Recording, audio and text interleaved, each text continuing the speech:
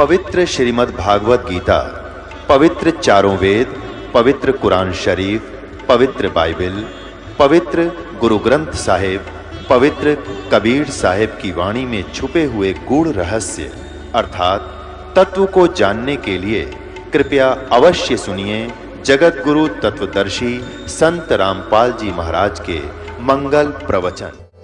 परम पिता परमात्मा पूर्ण ब्रह्म सारी सृष्टि के रचनहार सुखदाई परमात्मा कबीर देव कबीर परमेश्वर अपनी प्यारी आत्माओं को अपना ही ज्ञान और अपने निज लोक सतलोक के विषय में ज्ञान कराने के लिए स्वयं ही आते हैं। काल भगवान ने, ज्योति निरंजन ब्रह्म प्रभु ने परमेश्वर की वास्तविक सत्ता को समाप्त कर रखा है। परमेश्वर के वास्तविक ज्ञान का अंत करवा दिया।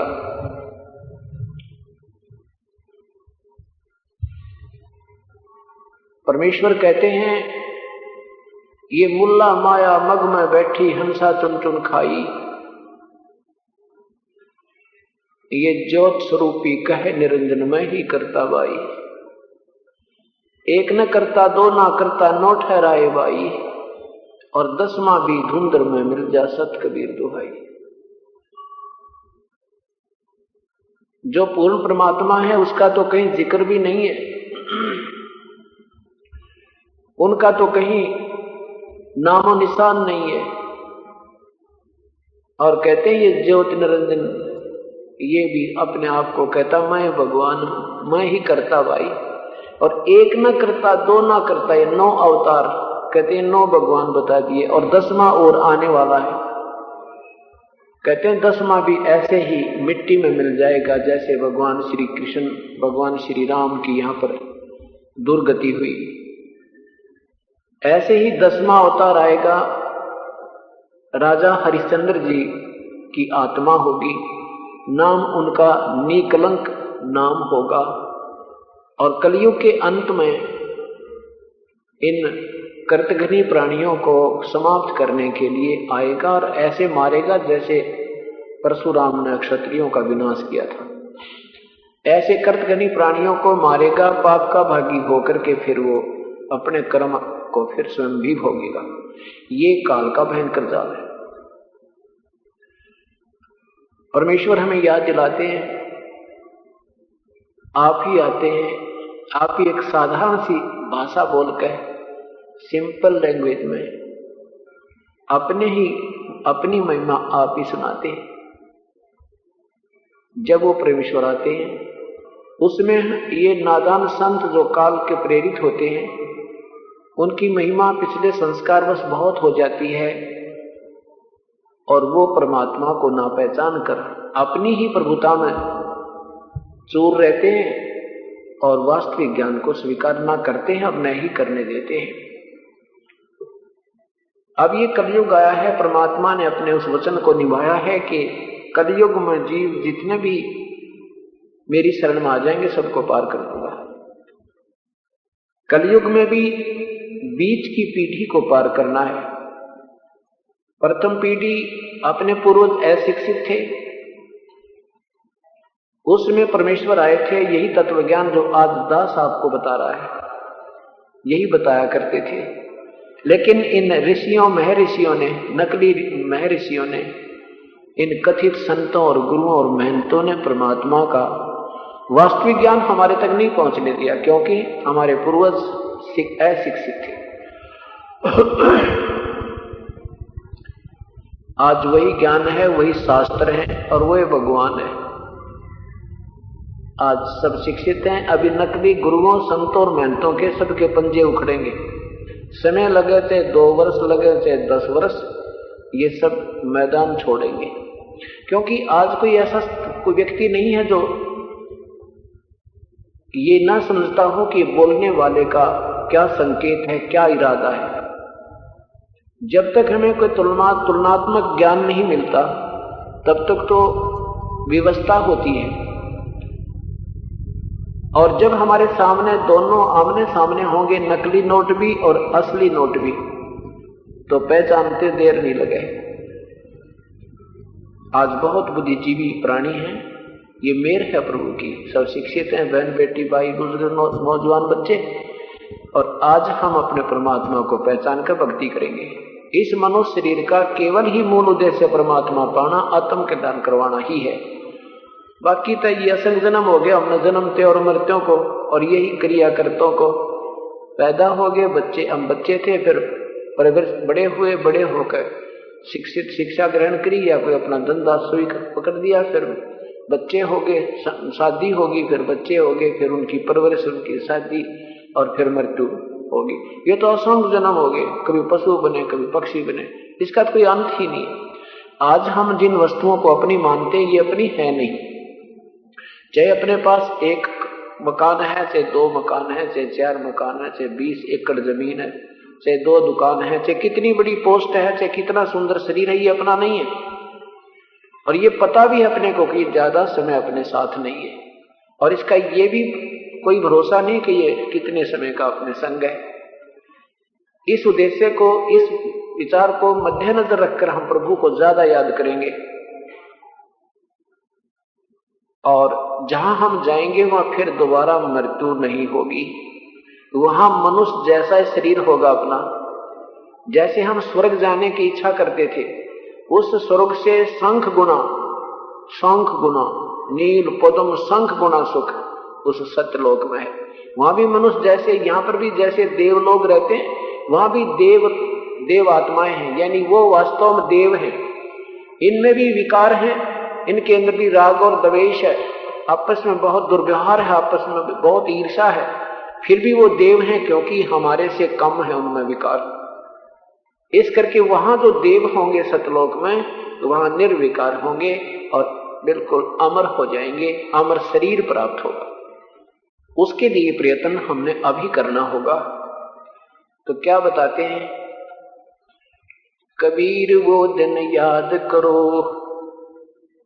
कबीरा वो दिन याद करो, ऊपर पग तलसी से, इस मृत मंडल में आके तो भूल गया जगदीशी। हमें याद दिलाते हैं कि मां के पेट में ऊपर न पैर नीचे न सिर था तेरा, और उसी में कहता है भगवान मुझे बाहर निकाल दो प्रभु, सदा याद करूंगा आपको। मां के पेट में इस जीव को अपने पूर्व जन्मों का भी ज्ञान होता है, और इस जीवन में जो जो हमारे साथ घटनाएं घटनी है वो भी हमारे साथ इतिहास हमें याद होता है। अपने जीवन का भी पता होता है, कितने दिन का तेरा जीवन शेष है, तू जा रहा है जिस जीवन में। तो वहां तो इतनी तड़फ लगाता है कि एक बार बाहर जाते ही बस थोड़ी सी सोधी आओगी तभी लग जाऊंगा प्रभु तेरे चरणों में। और बाहर जब ये मां के पेट से बाहर आता है, ये ब्रह्मा विष्णु महेश के तीनों गुण एकदम 3 इंजेक्शन लग जाते हैं, ऑटोमेटिक प्रभाव है उसका। बाहर शरीर से मां के पेट का इफेक्ट नहीं है, ये वर है मालिक का, ये वरदान है। और मां के पेट से बाहर आते ही बिल्कुल ये मूर्छित हो जाता है, आंखें दिखें, इसकी सांस चलता दिखे।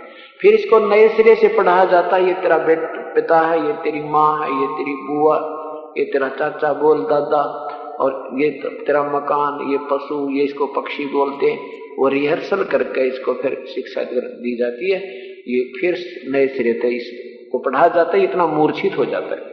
इसीलिए परमात्मा फिर स्वयं कृपा बख्शने आते हैं, या तो स्वयं आते हैं हमारे जैसे दास की सेवा देते हैं आपको समझाने के लिए, और लेकिन हम इतने ज्यादा गहरे हो जाते हैं तीनों गुणों के दबाव से, हम फिर इन भगवानों की ही पूजा में लगे रहते हैं। क्योंकि जहां भी उत्पन्न होते हैं वहां जो पूजा की विधि होती है वो ब्रह्म तक की ही होती है, इससे ऊपर नहीं होती।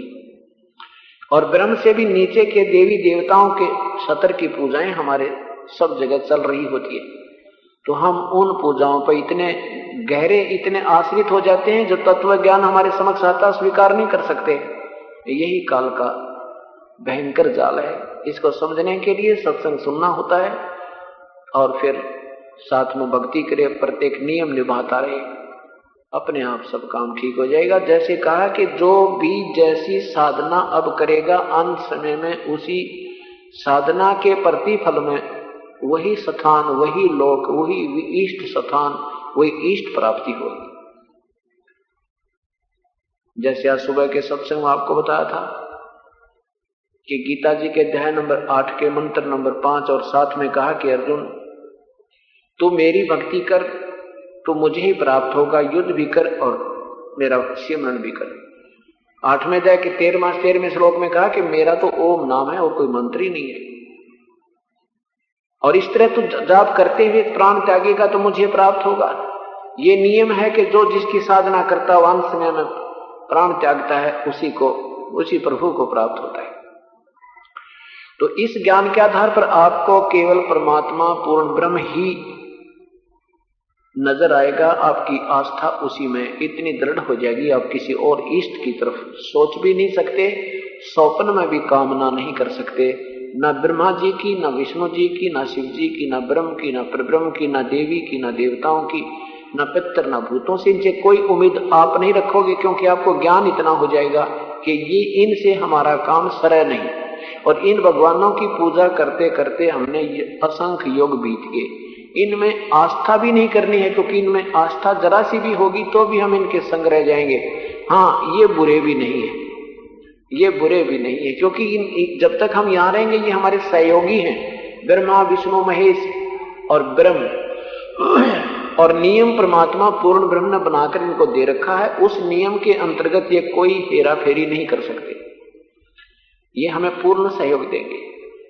जैसे पवित्र गीता जी में लिखा है कि अर्जुन जब तेरी बुद्धि नाना प्रकार के भ्रमित करने वाले शास्त्रों के ज्ञान से हटकर एक तत्व ज्ञान पर टिक जाएगी, तब तो तू भक्त होगा, तब तो तू योगी होगा, तब तो तेरी भक्ति करने जोगी आस्था बनेगी। नहीं तो जैसे भी कोई कह देता है कि ऐसा ठीक नहीं है तो ये साधक मान लेता है ऐसा भी होगा, दूसरा कहता है ये ठीक नहीं है ये ठीक है, तो फिर वहां भी संशय है, तो उसको हो सकता है वहां भी शंका उत्पन्न हो जाए और वो विचलित हो जाए। लेकिन इस तत्व ज्ञान के समझने के बाद आपको कोई भी डगमग नहीं कर सकता। जब तक हम निसंशय नहीं होंगे तो भक्ति अपनी चले नहीं। दूसरा उदाहरण दिया है कि बहुत बड़े जलाशय माने तालाब, बहुत बड़ा सरोवर जिसमें 10 वर्ष भी वर्षा ना हुए और पानी समाप्त ना हुए, उस बहुत बड़े तालाब के जलाशय के प्राप्त होने के उपरांत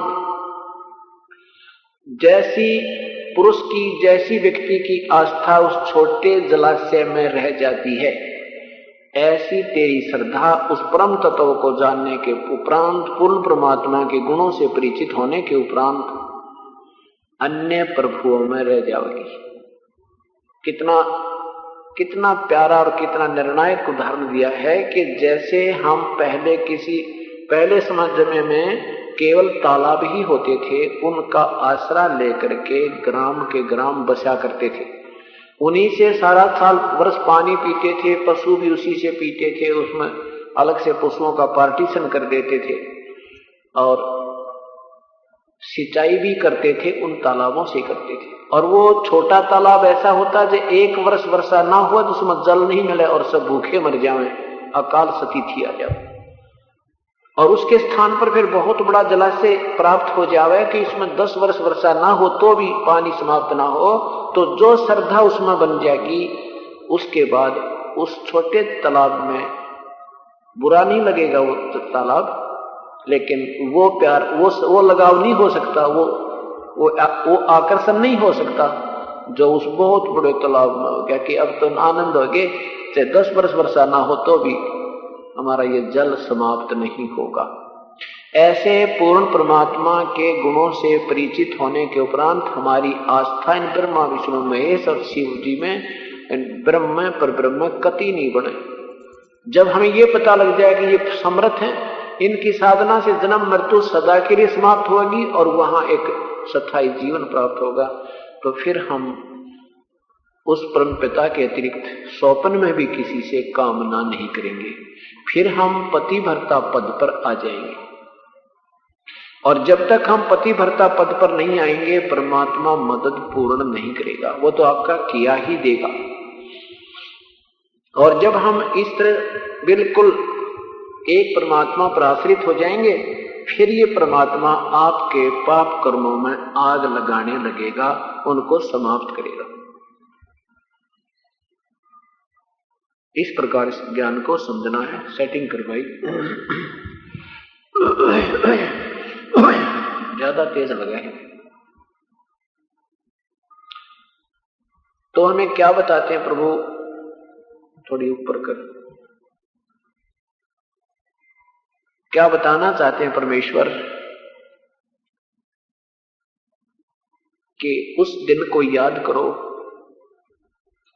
उस दिन को याद करो जब तुम मां के गर्भ में थे और तू ही तुत्कार थी और करता जप्पा जाप और बाहर आकर भूल गया, अब बहुत करत है पाप।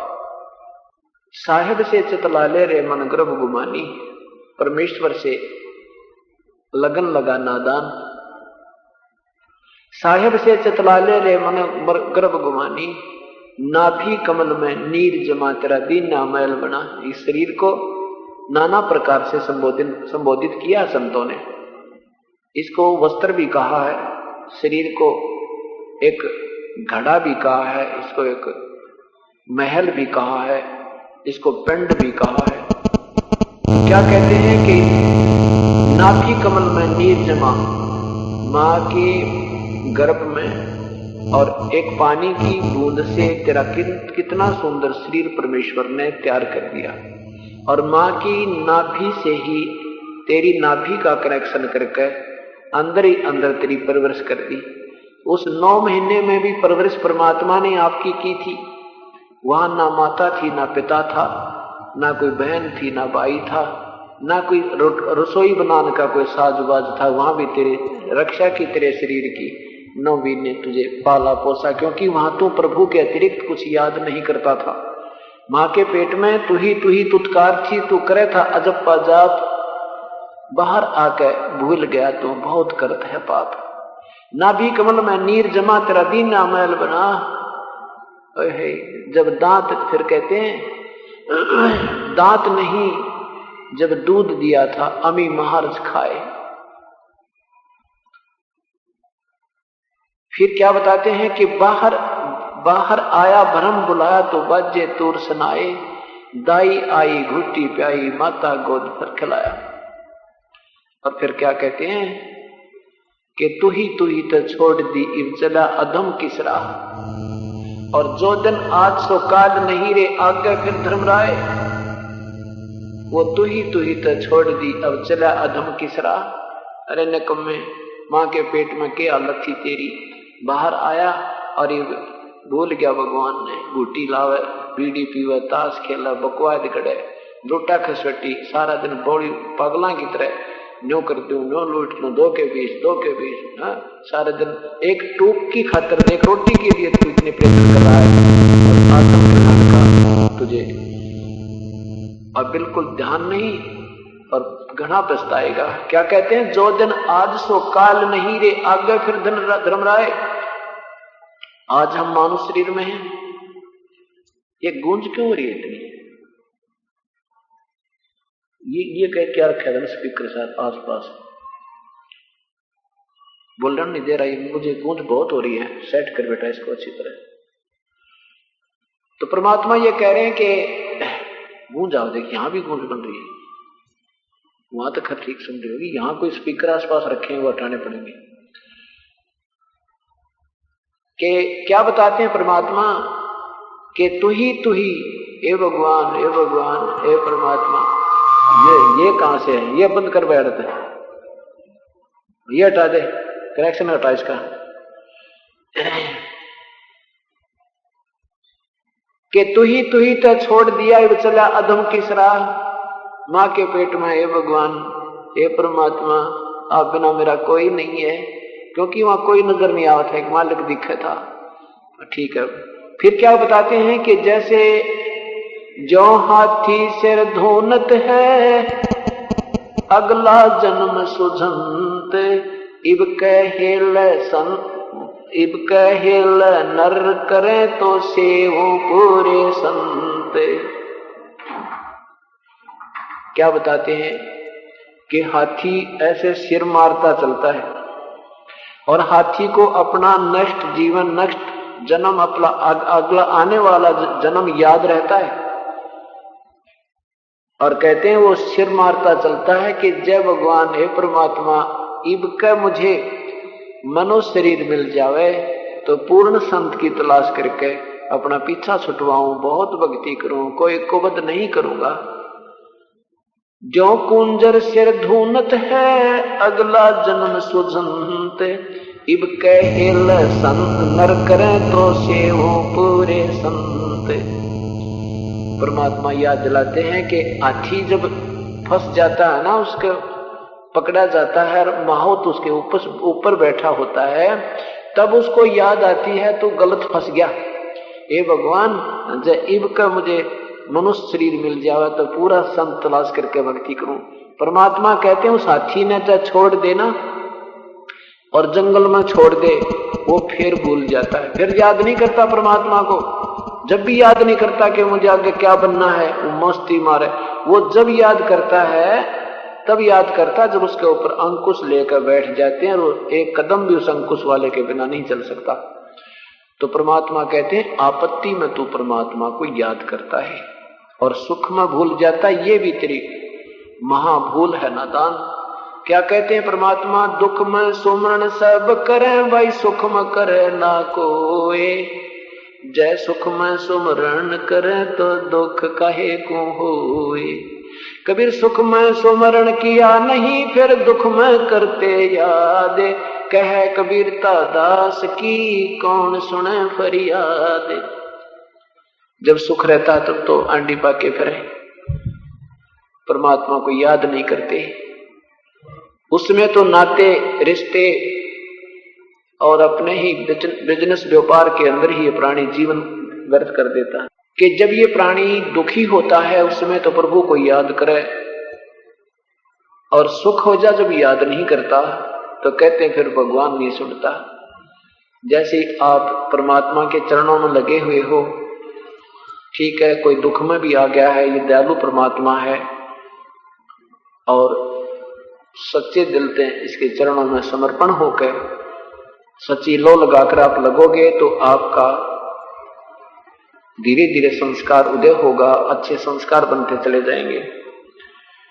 यहाँ पर वो प्राणी हैं जैसे किसी हमारे सेवक ने प्रार्थना की कि आप दुखी हो, आ जाओ हमारे भगवान के चरणों में, हमारे गुरुदेव के, हमारे कबीर परमेश्वर के पास आ जाओ। और वो नखरे करता रहा 1 वर्ष 1.5 वर्ष, जब बिल्कुल फांसी कर ली, अंत हो लिया, चारों तरफ से जवाब मिल गया, मेडिकल से भी, डॉक्टरों से भी, और वो जिन भगवानों की पूजा करता था उन्होंने भी जवाब दे दिया। फिर वो आते हैं यहाँ पर, उनकी कोई सुनवाई नहीं होगी, उनकी ही सुनवाई होगी। हाँ ठीक है, कोई दुखी है, नहीं पता लगा, और हमारा सेवक कहता है कि भाई आप आ जाओ परमात्मा के चरणों में, और बहुत राहत मिलती है। तो वो प्राणी अगर ऐसे सुनकर आ जाता, जैसे कोई रिश्तेदार है, मंदा कर भाई, अब कोई रिश्तेदार है वो आपको बताता है तो आपका दुश्मन नहीं है, उसका फर्ज बनता है एक बार देखा जरूर आके, चल भाई देखता हूं, सुनता हूं, और फिर उपदेश ले लेता है, तो उसको उसकी तुरंत राहत होती है। और जो ऐसे आता है, जैसे 1 वर्ष हो गया, 6 महीने हो गए, कहते रहे, कई बहन भाई कहते हैं मुश्किल से ले हूं मना के इस नाच नाम लेने के लिए, तो ऐसे मुश्किल से मना के लाने वाले को ऐसी तो उसकी श्रद्धा बनेगी, और फिर ये श्रद्धा नहीं बनेगी तो मालिक सुना नहीं। तो ये कुछ पता नहीं कैसी स्थिति आ गई, तो हमने उनको समझाना चाहिए कि देखो हृदय से चलोगे तो मालिक सुनेगा, नहीं तो नहीं सुनेगा। अब यहाँ ऐसे भी केस आपको बताता हूँ कि शरण में आते ही उनको सुख हुआ, ऐसे भी हैं कहते हैं जी हमने 6 महीने हो गए, मेरे को राहत नहीं मिल रही, तो वो या तो दोगलेपन तो चले। दोगलापन कैसे होता है कि ना तो उन देवी देवताओं का दरा ढके उठाते, डरते कहीं नहीं उठा दें, बाद में दिक्कत हो जावे, ये कोई न कोई त्रुटि रखते हैं हम, तब तक ये मालिक आपकी कतई नहीं सुने। क्या बताते हैं? या फिर हम कोई बीच में गड़बड़ कर जाते हैं, कहते हैं 100 वर्ष तो सतगुरु पूजा, एक दिन आनो पासी, वो अपराधी आत्मा फिर पड़े काल की फांसी। 100 वर्ष तो ये साधना कर लो जो हम बता रहे हैं, और एक दिन जब और पूजा कर दी, आप कहते हैं गए काम तय, आपकी सारी कैंसिल कर देगा भगवान। तो इस प्रकार हमने बहुत सावधान रहना पड़ता है, और जब तक हम सावधान नहीं रहेंगे बात नहीं बनेगी। फिर क्या बताते हैं कि माई मसानी सेठ शीतला भैरो भूतन मंत, जो इनकी पूजा करे है साहेब उनसे दूर है जो इनको पूजंत। माई मसानी सेठ शीतला भैरो भूत हनुमंत, और परमात्मा इनसे दूर है जो इनको पूजंत। यानी इन पूजाओं से हमने हटना पड़ेगा और इनकी बिल्कुल आस्था नहीं रखनी है, तो परमात्मा हमारी सुनाई करेगा। तो क्या बताते हैं परमेश्वर कि ज्यादा सुख भी हो जाना आपके लिए अभिशाप बन जाएगा। आप आए हो, सच्चे दिल से प्रभु के चरणों में लगोगे, कुछ वर्षों के उपरांत आपको इतने सुख दे देगा, आपको वो दुख याद नहीं रहेंगे हम कभी कष्ट भी था हमें। अब तो कष्ट गिने नहीं जाते, और फिर आप पर सुखों की गिनती नहीं होगी, और वो समय आपका बहुत ही सीरियस होगा। सुख ज्यादा हो जाना भी इस जीव के लिए बहुत भयंकर होता है। कैसे कि सुख होते ही आप देख लेना, जब भी आपको हर तरफ से सुख हो जाएगा, ना शरीर में कोई कष्ट नजर आओगा, ना घर में कोई हानि होगी, तो ये मन अवश्य कोई ना कोई बकवाद सूझेगी। और इसके ऊपर परमात्मा थोड़ा सा अंकुश रखता है। आप सत्कर रखना, हमने यहां से पार होना है। उसके लिए परमात्मा जो भी हमारे लिए दुख करे या हमें सुख दे, उसमें नो ऑब्जेक्शन हमारा होना चाहिए, कोई ऑब्जेक्शन नहीं होना चाहिए, समर्पण होना चाहिए। और हरदम ये रहना चाहिए कि परमात्मा जब आप जो कर रहे हो, प्रभु अपने दास के हित में ही हो सकता है। पिता अपने पुत्र पुत्रियों के लिए कभी बुरा नहीं कर सकता। इस दृष्टिकोण से आप इसमें लगे रहिए, फिर देखना। क्या कहते हैं कबीर, सुख के माथे पत्थर पड़ो जो नाम हृदय से जावे, बलिहारी उस दुख के जो पल पल नाम रटावे। ए भगवान, इसे सुख के पत्थर लगो पड़ो, इसे सुख को आग लगो जिससे आपका नाम भूल जा, आपके नाम की भूल पड़ जाए। ऐसा सुख नहीं चाहिए हमें। और वो दुख भी हमें देते रहना प्रभु, कि जिससे तेरी याद बनी रहे। उस सुख से वो दुख अच्छा जिससे तेरी याद बनी रहे। और ऐसा सुख ना दिए परमात्मा, आपसे दूर हो जाऊं। तो इस उद्देश्य से परमात्मा आपको और आप ही के संस्कार का थोड़ा बहुत अगर शारीरिक या कोई वित्तीय कोई ऐसी सतीथि आपको महसूस भी होती है कि पूर्ण रूप से नहीं हो पा रही, तो फिर भी मालिक का ऑपरेशन ही समझना है। आप बालक को, नादान बच्चे हो, बिल्कुल आपको ज्ञान नहीं प्रभु के बारे में, कैसे ट्रीटमेंट करे। डॉक्टर के इलाज को मरीज नहीं जान सकता। अब जैसे आपने उपदेश लिया, उपदेश लेने के बाद आप पुण्य भी कर रहे हो, दान पाठ भी करवा रहे हो, सत्संग में आ भी रहे हो, श्रद्धा भी ठीक है, और फिर भी कोई ना कोई आपत्ति आप पर आ रही है। आप ये समझना कि जैसे डॉक्टर के पास एक सीरियस केस जाता है, वो पहले उस रोग का ट्रीटमेंट करेगा जो उसका जानलेवा होता है। बाकी चाहे चीज भड़क की तो थोड़ी बहुत बनी रहे तो बनी रहे, वो परवाह नहीं करता।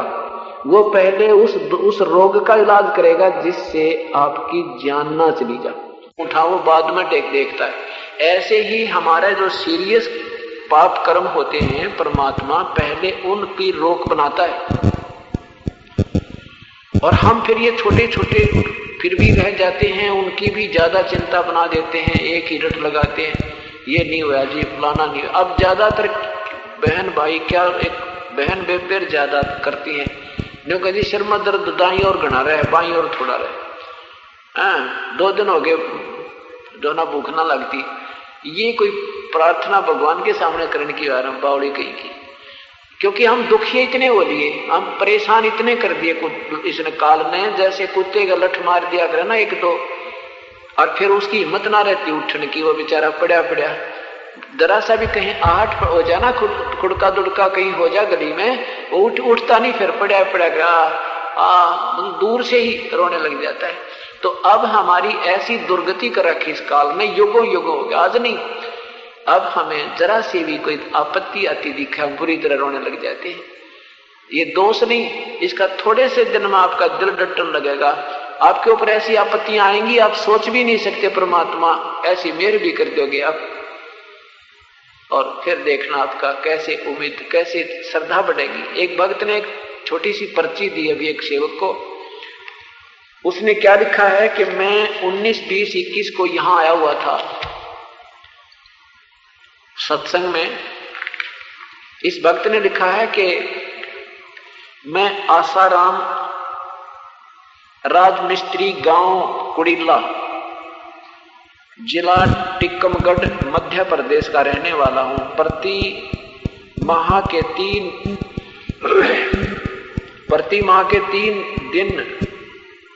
3 दिवस के सत्संग में आता हूं।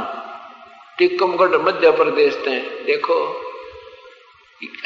उनके ऊपर मेर होया कर परमात्मा, जो ऐसे लगते हैं, कहां टिक्कमगढ़ मध्य प्रदेश है, हर महीने आना, फिर और किसके लिए परमात्मा फिर ऐसे हाथ रखेगा उस बच्चे के लिए, नीचे हाथ रखेगा, कैसे, कितना कमाल लिखा इस भक्त ने।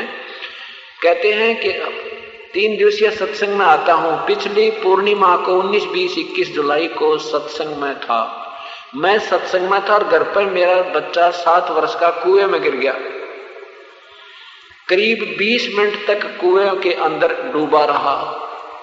फिर बाद में व्यक्ति पहुंचे, व्यक्तियों ने निकाला, सही सलामत मिला, और अब बच्चा खेल कूद रहा है, कोई दिक्कत नहीं आई। बोलो सतगुरुदेव की जय। अब बताओ, और ये वही होता, और बच्चा 2 मिनट में खत्म, 2 मिनट के बाद नहीं जी सकता बालक कुएं में पड़ा हुआ, और 20 मिनट डूबा रहा, 20 मिनट के बाद निकाला, और बच्चा कूदता हुआ खेलता फिर रहा, कोई दिक्कत कोई ना। तो इसको कहते हैं वो परमात्मा, चौपति भरता जमी पर, जो धर है पावे, समर्थ झाड़ू देते है भाई, ना कांटा लग जावे। अब चाहे कोई एक भैंस भी दूध ना देवे 2 दिन, और एक भैंस का थन भी चला जावे, तो परमात्मा उसको ना बचा कर, उसको ना ठीक करके लाल की जीवन रक्षा कर दी। तो हम इस दृष्टिकोण से सोचना है कि हमारे ऊपर कोई ऐसा भयंकर कष्ट आना है, मालिक उसको अवॉइड कर रहा है, थोड़ी बहुत ठूठा घर में रहती रहने दो उसको, लेकिन हम ढीले ओट छोड़ जाते हैं, हम परमात्मा में अश्रद्धा कर देते हैं, और अश्रद्धा होती उसका हाथ उल्टा हो जाता है कि नादान इतना सत्संग सुन के और सारी जगह देख ले घूम कर जाके तो पृथ्वी पर ठिकाना पा जाता है, और फिर भी तू ऐसे नखरे करता है तो मालिक दूर हो जाता है।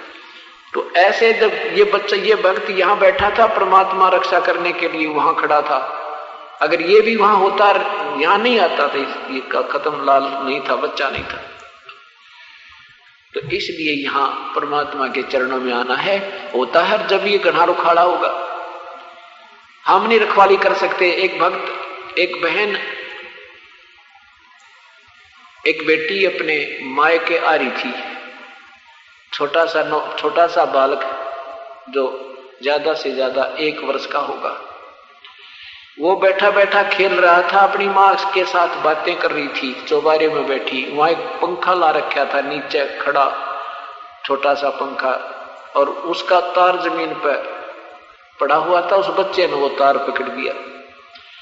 माँ बेटी बातें कर रही हैं, बच्चा वहां मरा पड़ा है, हाथ तो पकड़ दिया, खत्म हो गया।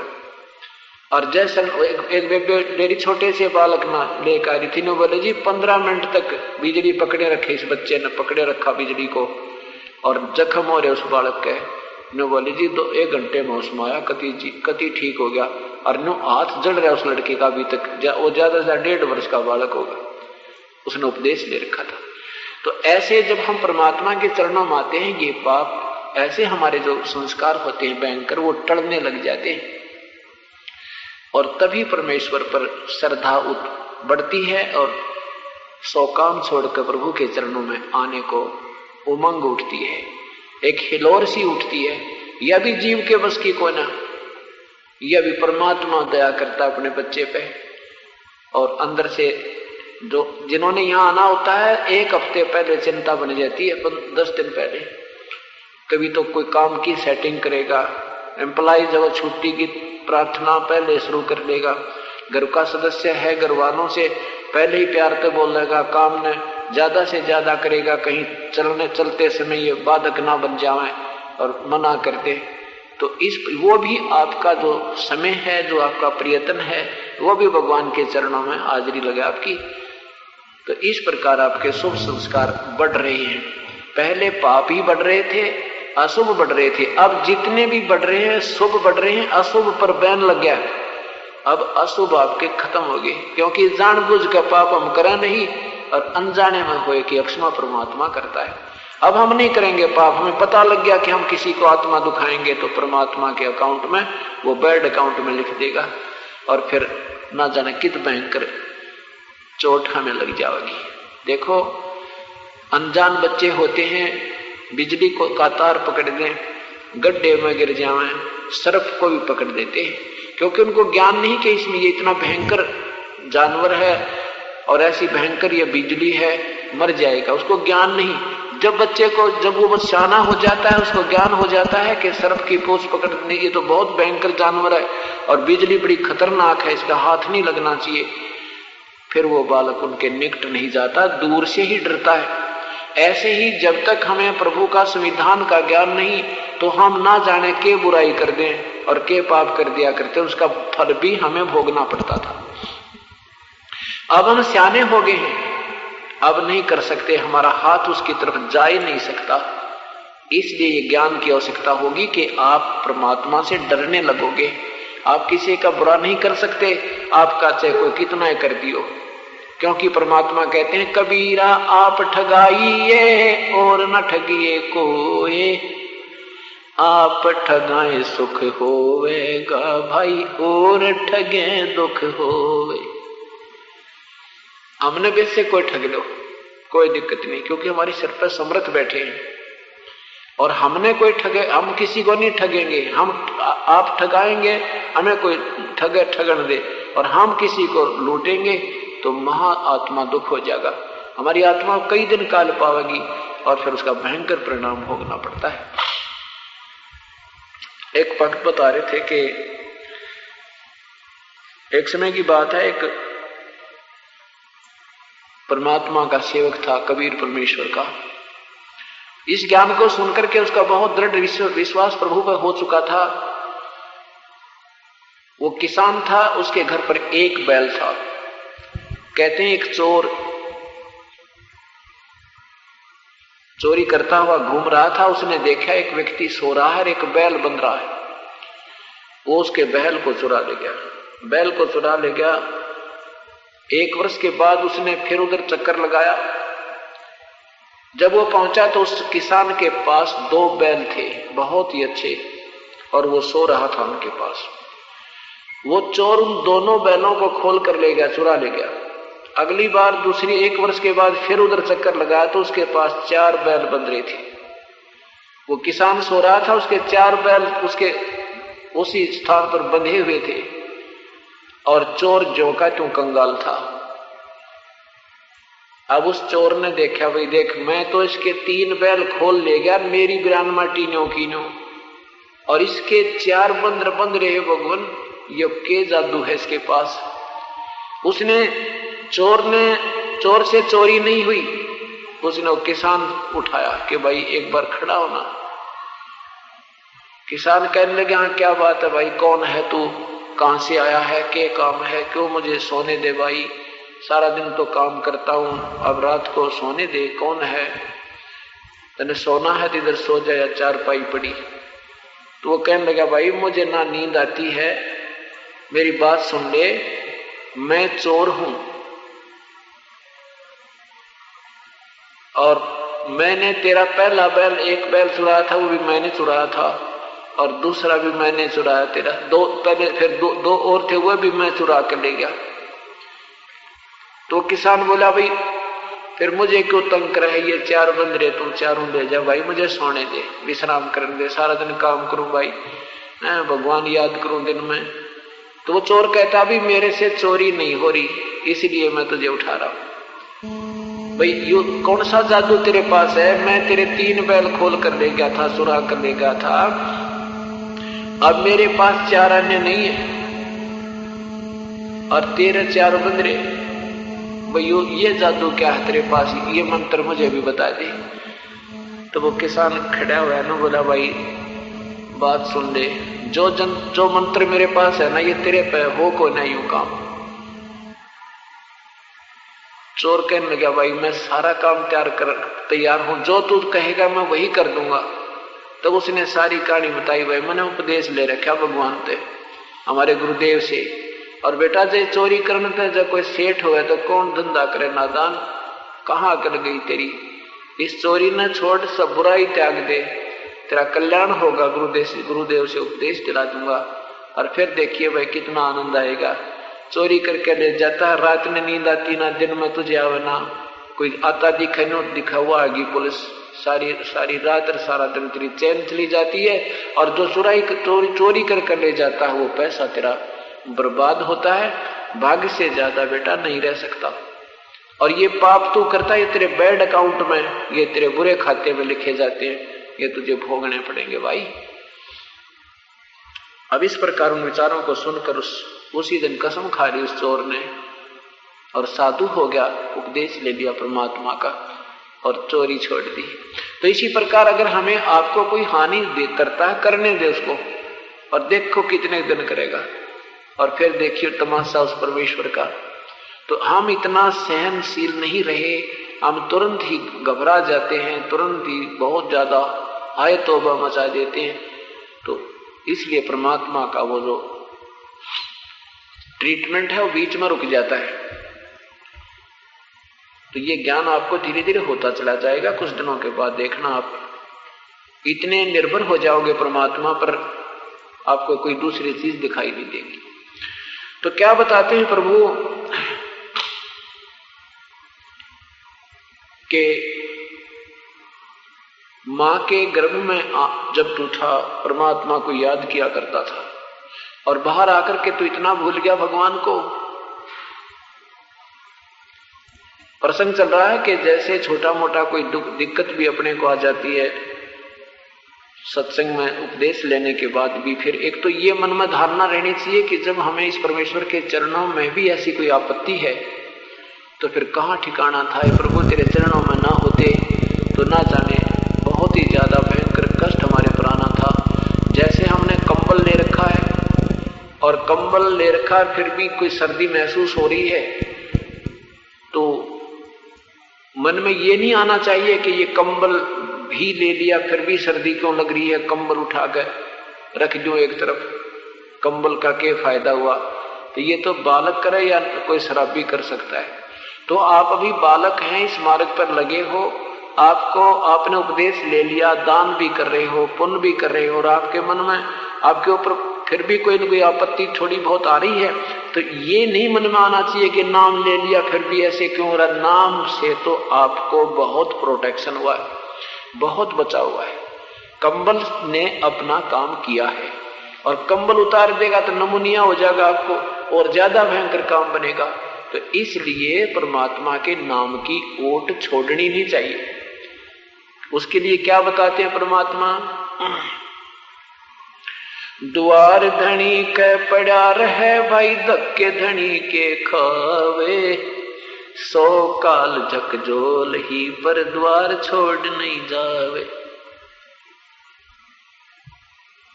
अपने मालिक के चरणों में पड़ा रहे, चाहे दुख भी आता है आने दे, और 100 काल झकझोल ही, चाहे अपने कर्मों के जो चक्कर हैं, चाहे कितने आपके ऊपर आपको पीड़ित करें, पर द्वार छोड़कर नहीं जाओ। फिर आप देखना कितने प्रसन्न होंगे परमात्मा। कहते नुकते ऊपर रिज जाएगा रे, कोट कर्म जड़ जा तुम्हारे। ये नो देखेगा कि जब आपत्ति खूब, कहते हैं परमात्मा के भक्ति भाव भादो नदिया सभी चलन गए, श्रीता सोए जानियो भाई जेठ मास ठहराए। अब जब तक आपको सुख हो रहे हैं तो आप बिल्कुल सही चल रहे हो, भाई भगवान पड़ा है, कबीर साहब जैसे तो प्रभु नहीं है, बहुत ही आनंद आ रहे हैं। और कोई भयंकर कर्म की कोई ऐसी दिक्कत आनी है और वो थोड़ी बहुत कष्टदायक हो रही है, और फिर जो ढीले उठ छोड़ दिए, अर्थात फिर अश्रद्धा प्रभु में कर दी, तो वहां बात बिगड़ जाएगी। उसके लिए क्या संकेत दे रहे हैं कि जैसे भादवे में वर्षा बहुत होती है, और भादवे की वर्षा में छोटे छोटे नाले भी एक बहुत बड़ी दरिया का रूप धारण करके ओवरफ्लो होकर और बहुत लंबे चौड़े में बहने लग जाते हैं, बड़ा दरिया नजर आता है। और जब वो वर्षा रुक जाती है, उनमें पानी ना पावे, तो परमात्मा कहते हैं कि जब आपके ऊपर परमात्मा की मेहर की वर्षा हो रही है, तब तक तो तू भक्त नजर आ रहा है, और जब वो मेहर रुकगी फिर तेरी औकात का पता लगेगा तू कितना भगत है। परमात्मा कहते हैं जैसे भक्ति भाव भादो नदी सभी चले गहराए, और श्रीता सोए जानिए जो जेठ में ठहराए। दरिया उसी को कहते हैं जिसमें ज्येष्ठ मास में जून के महीने में जल पानी चलता पाया जाए, उसमें बाकी सब छोटी मोटी दरिया नदियां, छोटी मोटी ये नाले सब सूख जाते हैं।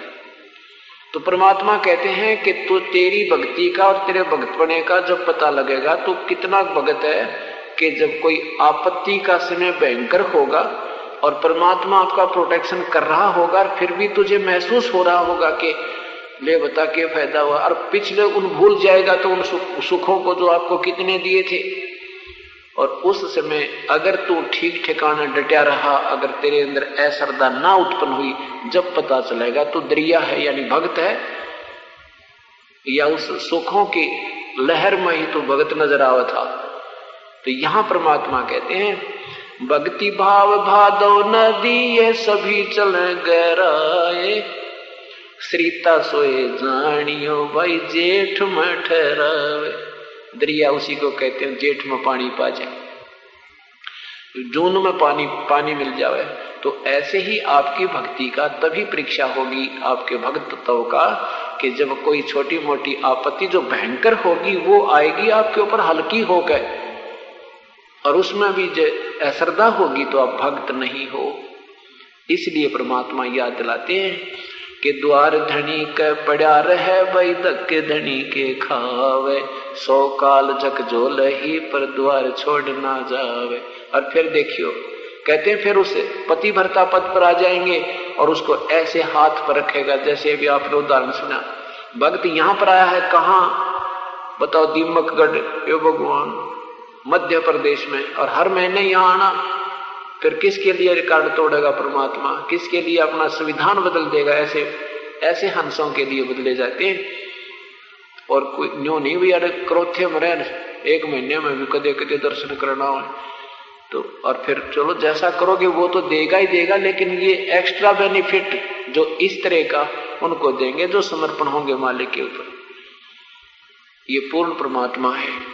और आपकी समझ में ये आ गया कि सचमुच भगवान है, तो फिर कहते समझा है तो सरदर पारे बोर नहीं है ऐसा दाव। अगर समझ गया है ना कि भगवान है, और इस परमात्मा बिना कति ठिकाना नहीं, इस प्रभु के बिना जीव मोक्ष नहीं, इस प्रभु के बिना कर्म का दंड कट सकता नहीं, और ये भक्ति और ये मार्ग और ये ज्ञान और ये संत ये फिर मिलन का नहीं, और ये मनुष्य शरीर का पता नहीं फिर कहाँ मिला। ओवत वरना ओवत मनमाना के राखित ऐसे स्थान पर उत्पन्न हो जा जहाँ राम नाम का जिक्र भी ना पावे। तो ये अगर तेरी समझ में आ गया है तो ईब स्पीड खींच दे। कहते समझा है तो सिर दर्पा और बौर नहीं रे ऐसा दाव। ये तो कोई बाई चांस सूत बैठा बना, ये एक दाव लग गया है, एक मौका लग गया आपका यहां से पार होने का। ये बार बार सूत नहीं बैठा करता। असंख्य युग बीत गए, कभी मालिक आए तो हम नहीं होंगे, और होंगे तो हम बकवादियां होंगे, जैसे आज कहने तो भी ना मानते, प्रत्यक्ष प्रमाण दिखा दिए तो भी नहीं समझ में आ रही, क्योंकि ये दो श्रद्धालुओं का ने ये नादान संतान बैठा दिया, इन्हें इतना गलत रंग चढ़ा दिया, इन पर ऐसे डरा दिए कि गुरु नहीं बदला करते, न्यू हो जाएगा, प्लान हो जाएगा। तो ऐसा ये काल का जाल अब टूट गया, ये बार बार नहीं टूटा करता, ये तो कोई समय दिया परमात्मा ने। जैसे एक उदाहरण दिया था एक भक्त ने, नो बोला जी परमात्मा कबीर साहब तो इतने समर्थ हैं, जैसे किसी ने घास बीज रखा था और उसके चारों तरफ बाढ़ कर रखी थी, और उसने खागड़ जोटे तोड़ दिया करे, फिर लुल्ली लंगड़ी लांडी बूची गाय भैंस भी और खूब चरा करती है। तो ऐसे परमात्मा ने या काल की बाढ़ तोड़ दी भक्ति वाली ना। इस भक्ति में हमने कौन आन दे, चारों तरफ रोक रखे थे, सब नकली संत बैठा रखे चारों तरफ। प्रभु तो कोई चार ईंट किसी ने लगा रखे ना, वो भी भगवान मान लिया हमने। और भगवान ब्रह्मा भी, भगवान विष्णु भी, भगवान शिव जी भी, भगवान हनुमान भी, गणेश भी भगवान, बाबा भी भगवान, और भी कोई जोड़ पर कोई शहीद हो रहा मर रहा बाबा वो भी भगवान, लेकिन कबीर भगवान नहीं। और साधना जो हमें अब मिली है ये है वो खेती, वो हमारा चारा जो था आत्मा का, ये यहाँ तक हमें आने ही नहीं दे रहा था। तो ये तो परमात्मा ने अब बाढ़ तोड़ दी काल की। अरे वो अपना सूत बैठ गया और भर का पेट अपना चलेंगे सतलोक में, ये बार बार नहीं हुआ करता। इसलिए परमात्मा कहते समझा है तो सिर दर पाओ, सिर पे पैर रखना बहुत तेज दौड़ना एक मुहारा होता है। समझा है तो सिर दर पाओ, बहर नहीं रे ऐसा दाओ। तो ये समझ में आ गया ना कि ये अब फिर सूत नहीं बैठेगा, रात को नींद आना बंद हो जाएगा। आपको सत्कर मानना। अभी तो आप बालक हो, ठीक हो, दो बात मांगने आते हो जी, घर में सुख हो जा, शरीर में सुख हो जा, ये तो मुफ्त में देगा आपको, ये तो रुंगे में मिलेगी, यहाँ पर रुंगे में आप सत्कर मान लेना। ये तो बाइट प्रोडक्ट है प्रभु का, भक्ति का। जैसे किसान गेहूं बीजता है, और गेहूं उद्देश्य तो उसका अपना बचाव के लिए होता, पेट भरने के लिए। उसके साथ तूड़ा, वो भूस, वो तो भूसा तो आप हो जाता है। ऐसे ही जो भक्ति हमने आपको दी है, ये पहले मंत्र 7 नाम और फिर ये 2 नाम, ये पहला जो मंत्र आपको दे रखा है, ये तो भूस पहले आपका होगा, और इसके बिना दूसरा मंत्र नहीं चल सकता। तो ये तो आपको अब आप पे आप मिलेगा, बिना मांगे मिलेंगे, और फिर ठाठम ठाठ हो जाएंगे। और जो 2 मंत्र का जाप है, ये आपका यहाँ से ऋण मुक्त होकर सतलोक जाने का है। और तीसरा मंत्र सतलोक में पूर्ण ठिकाना पाने का, वहां बीजा लगेगा आपका। तो इस तरह हम जो पहला मंत्र आपको देते हैं, ये यहाँ के डमडमे ने आपके न सारे सेट कर देगा। और इसमें प्रथम और लास्ट जो मंत्र है, ये साथ में आपकी उस यहाँ से निकलने की कमाई में भी मदद करेगा। तो इस प्रकार जो दूसरा मंत्र आपको दिया जाता है, ये ब्रह्म का जाप है एक, और दूसरा परब्रह्म का है। इन दोनों भगवानों से के ऋण से मुक्त होंगे। जैसे पवित्र गीता जी अध्याय नंबर 18 के मंत्र नंबर 66 में कहा है कि सर्वधर्मान परित्यज माम एकम शरणम व्रज। अरे नादाना ने उल्टे अर्थ कर दिए उसके, उल्टा, क्योंकि इन्होंने श्री कृष्ण जी से ऊपर कोई भगवान दिखाई ना दिया। और ये श्री कृष्ण जी तो बोल ही नहीं रहे थे, श्री कृष्ण जी के शरीर में युग काल बोल रहा था ब्रह्म। ये ब्रह्म कहता है कि मेरी सब पूजाओं को, धर्मान माने धार्मिक क्रियाओं को, जो कौन सी है धर्म ब्रह्म की साधनाएं, ओम नाम का जाप, बस दूसरा मंत्र नहीं। और इसमें 5 यज्ञ, ये 500 यज्ञ जो मेरे निमित्त तूने करनी है, इनका जो भी फल है वो मुझे छोड़ दे। और फिर एकम शरणम व्रज, एकम माने अद्वितीय, जिसका बराबर दूसरा ना हो। जैसे ताश के खेल में एक का होया करे, तो कहते हैं उस बादशाह ने भी काट दे। तो ऐसे एकम माने जो दूसरा ना हो, उसके बराबर दूसरा ना हो, उस अद्वितीय की शरण में व्रज माने चला जा। और इन नादानों ने कर दिया, तो मेरी शरण में, मेरे सारे कर्मों ने छोड़कर, धर्मों के कर्मों ने छोड़कर मेरी शरण में आ जाए। अपनी शरण के लिए तो कह रहा है सबसे घटिया है, तूने परम शांति चाहिए, उस परमेश्वर की शरण में व्रज माने जा। फिर अहम तवा सर्व पापे भय मोक्षामि मां सोच, फिर मैं तुझे सब पापों से मुक्त कर दूंगा, तू चिंता मत कर। अब जैसे हमने किसी का ऋण दे रखा, वो कहता भी तू जितना तेरे पास धन है वो मेरा दे दे, कर्जा उतार दे, मैं तुझे ऋण मुक्त कर दूंगा, नहीं तो कति नहीं जान दू बांध कर रखूंगा। तो उसका हम ये ओम नाम का जो जाप है, जो 2 मंत्र के सतनाम में, वो इसको छोड़ देंगे। सर्व धर्मान परित्यज्यमाम, मेरे लेवल की, मेरे सतर की जो पूजाएं हैं वो मेरे में छोड़ के उस परमात्मा की शरण में जा, फिर मैं तुझे मुक्त कर दूंगा। तो ये दूसरा जो मंत्र आपको इस काल के से मुक्त करवाओगा, और दूसरा जो मंत्र है इस सतनाम में, जो सांस के सिमरण में, ये पार ब्रह्म के लोक में पार कराओगा। और तीसरा जो मंत्र है ये तब कामयाब होगा जब आप बिल्कुल यहां से ऋण मुक्त होने के योग्य हो जाओगे, तब तीसरे मंत्र की गति आपसे चलेगी, ना वो स्मरण भी ना हो आप तक। कई बहन भाई जल्दी कर देते, रीस ले कर देगा तीसरा नाम बुढ़िया का दिया होगी, वो तीसरा कर देगा, तेरा बोलना तक तो सीखा नहीं, तुमने मांगो भगवान, तीसरा तो प्रभु प्राप्त करना है। तो बोलना सीखना हर चीज की स्थिति होती है। तीसरा नाम तो ये दास देगा जब मेरी आत्मा मानेगी, और नहीं तो दूसरा लिए भी अगर आप मान लीजिए कोई कहे मतलब बुढ़ा हो गया, नहीं के बरा 2 दिन का हो 10 दिन का, मुझे तो दे ही दो, ऐसे नहीं होता ये काम। अगर ये 2 मंत्र का जाप भी आप लेते, और पहला मंत्र भी अगर किसी ने ले रखा तो भी प्राण त्याग दे, मनुष्य शरीर गारंटीड है। और दूसरा ले लिया, दूसरे में मान लो 1-2 वर्ष चाहे 10 दिन भी जाप कर दिया आपने, तो अभी मनुष्य शरीर तो कहना है कि तो तुरंत है, बहुत बड़ी जन्म हो गया तो मन मान के राजा बन जाओ, कितनी बड़ी पोस्ट मिल सकती है। मतलब जिन जो पहले आप साधनाएं करते थे वो तो जमा विरुद्ध थी, उनका कितना लेखा नहीं था, क्योंकि वो शास्त्र विरुद्ध थी। और इसमें 2-4 वर्ष आपने जो कर दिया तो मन माने सैकड़ों वर्ष हो जाओ, जन्म हो जाओ आपके मनुष्य के ठाठम ठाठ रहे। और प्रथम मंत्र की जैसे हम इनका ऋण मुक्त हो जाते हैं, और फिर भी आपकी कमाई बहुत बच जाएगी, उसकी आपने ध्यान रखना है। जैसे ये ज्ञान आपको दिया जाता है, आप यहां से शरीर छोड़ गए, पहला मंत्र जाप आपने 4 महीने कर लिया, और किसी का सूत बैठ गया उसी दौरान मृत्यु होने का, मतलब कोई ऐसी रजा, वह भी दाता की कृपा होगी, नहीं तो या फिर हमारे में थोड़ी बहुत त्रुटि होगी, वो मदद नहीं कर पाएगा। तो मान लीजिए आप ऊपर जाओगे तो इस 4 महीने की कमाई में इस पहले मंत्र के जाप से आपको मनमाने ब्रह्मा के लोक में कितना सुख दे देंगे, कितने दिन तक देव बन जाओगे।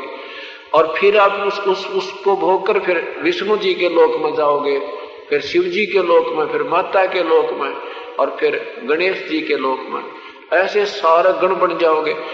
लेकिन उस समय आपको यू ज्ञान काम देगा जो आपको दिया जा रहा है। वो क्या आएगा? वहां जाके आपके मन में न्यू आओगा, गुरुजी तो न्यू क्या करते भाई, इन लोगों में तो हमने आना ही नहीं और ना यहाँ रहना, ये तो अपनी मलाई खावांगे, अपनी ही जेब कटे, फिर हम 84 लाख योनियों में जाएंगे। अगर तुझे वहां भी याद आ गया ना मेरे ये ज्ञान, अगर आपको वहां भी मेरी ये बात याद आ गई कि हे भगवान हमने तो यहाँ रहना नहीं, गलत आगे, तो वहां भी परमात्मा कहते हैं अगर मुझे याद करेगा ना, ये बात ना भूलेगा तू जो अब तुझे ज्ञान दिया जा रहा है, तो तुझे वहां भी छुटवा दूंगा। और जो 2 मंत्र का जाप 4 वर्ष आपने कर लिया, 1 वर्ष कर दिया, 2 वर्ष का, इसकी तो कहना है कि आपने महास्वर्ग में काल ने इस यहाँ एक नकली सतलोक बना रखा है ब्रह्मलोक में, सतलोक अलग, उस नकली सतलोक में मन माना आपको 2000 युग तक वहां रख दे, इतनी कमाई हो जाएगी दूसरे मंत्र की। अब कहने का भाव ये है कि वहां अगर तुझे याद आ गया कि तुम मृत्यु भी होगी, 4 वर्ष 5 वर्ष 2 वर्ष जिसी साधना करके तेरा शरीर भी छूट गया, और वहां आपको बता दिया ये महास्वर्ग है, ठाठम ठाठ कर तो देव बना दिया, और तेरे याद आ गई कहानी, ये भगवान ये तो रेस्टोरेंट बताए थे गुरुजियों ने, ये तो ये स्वर्ग में नहीं रहना, ये तो हमारी ये पूंजी घटेगी, वहां भी जब तूने याद कर लिया मेरे को, तो वहां से भी छुटवा लाऊंगा तेरे को। क्या बताते हैं कबीर परमेश्वर? शिव मंडल ब्रह्मापुरी से विष्णु लोक में हो, हमरे गुण भूले नहीं तो आन छुटाऊं तो। शिव मंडल